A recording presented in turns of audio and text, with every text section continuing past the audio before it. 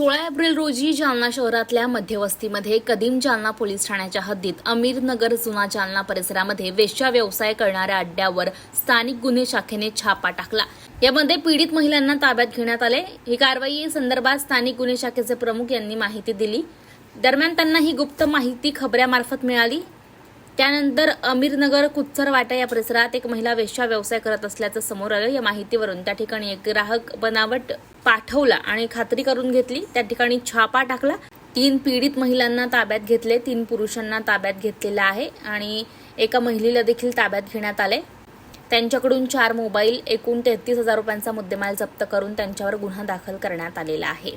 आज दिनांक 16/4/24 रोजी पोलीस स्टेशन कदीम जालना हद्दीत कुच्चरवाटा म्हणून एरिया आहे, त्या भागात दुपारी 1500 वाजण्याच्या सुमारास एक गोपनीय माहिती भेटलेली होती की त्या ठिकाणी अवैधरित्या वेश्या व्यवसाय, काही कुटणखाना एक महिला चालवत आहे अशी खात्रीलायक बातमी मिळाली होती। त्यावरून आम्ही वरिष्ठांच्या सूचनेनुसार सदर ठिकाणी सापळा कारवाई, बनावट ग्राहक पाठवून सदर घटनेची पडताळणी केली असता त्या ठिकाणी आम्हाला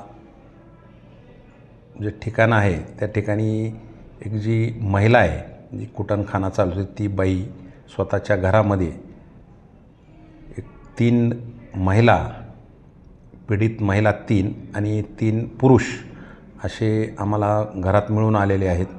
त्यावरून सदर पीडित महिला 3 आणि ते पुरुष मिळून आलेले आहे।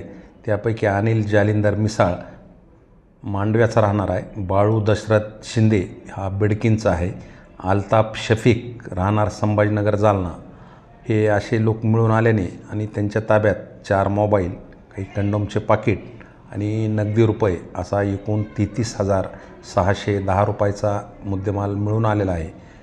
त्यानुसार सदर कारवाई आम्ही गुन्हा दाखल करून पोलीस स्टेशन कदीम जालना यांच्या ताब्यात आम्ही हे देत आहोत।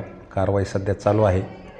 सदर कारवाई स्थानिक गुन्हे शाखेचे पथकाने केलेली असून त्यामध्ये PSI वाघ, API उबाळे आणि इतर स्टाफचे लोक वरिष्ठांच्या मार्गदर्शनाखाली केलेली आहे।